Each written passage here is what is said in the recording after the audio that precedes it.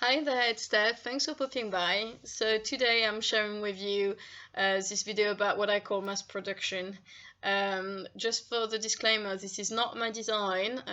I'm doing it for a friend who's going to have a baby and found a video of a YouTube tutorial on YouTube about how to make this card. So this is not about how to make this card, because there's already a tutorial about that, but more about how to mass produce it and what I've learned along the way, and hopefully the mistake I've made that you won't make. So here's my tip number one to go faster when you do mass production is to cut as many layers of cardstock as you can at the same time.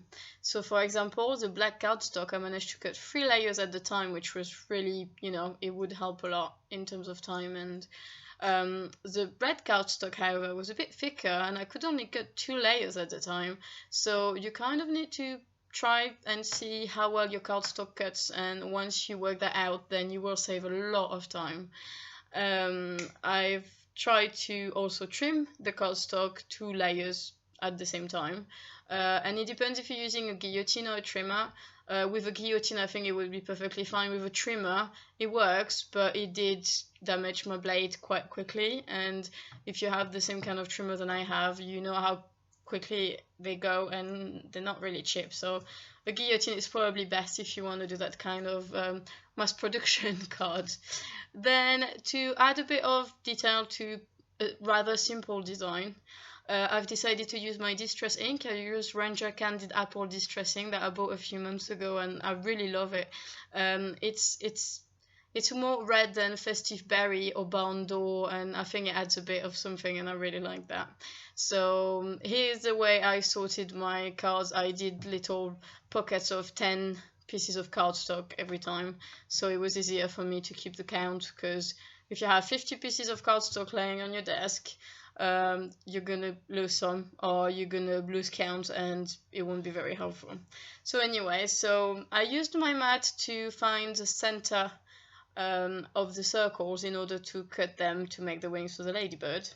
And then I use my poke tool, which is now broken. I need to buy a new one.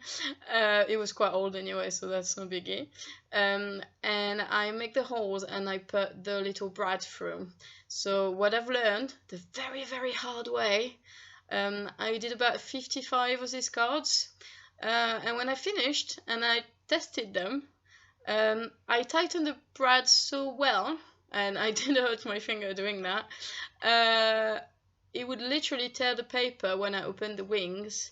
So I had to undo all 50 brads and replace them again in order for the cards to be, let's say, usable.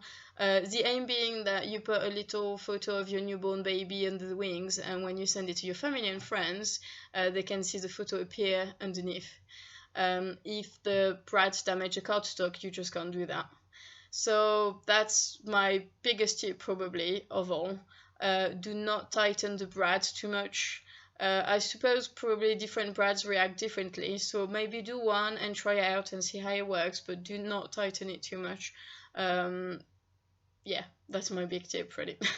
Anyway, then I went on to do the little spots. So I used my small die, and here again, I've done only 2 layers of cardstock for the smaller shapes because it's harder, it doesn't cut as well. I tried it out and it doesn't cut as well. So 2 layers did still save me half the time, so it's still really good. And once I'm done with that, I will use a gel pen to add a little bit of accent onto the circles, and that kind of gives, that idea of extra dimension. I was then using, which I believe was a Pentel gel pen, and I've been using it for ages, and I thought, I'm gonna run out, and it'd be good if we had like a white gel pen to write something about the baby on the back of the card like it's meant to be from the original design. So I bought some Sakura jelly roll pen, and listen, they're brilliant. You won't see me use them unfortunately on that video because I bought them afterwards, but they are absolutely brilliant. I did do 2 designs. You will see at some point there's one ladybird with bigger spots and one with smaller spots. And on the smaller spots, I use the jelly roll pen, and it's brilliant. It goes so much faster. So that's, that's something I recommend, is to try out this jelly pen if you haven't yet.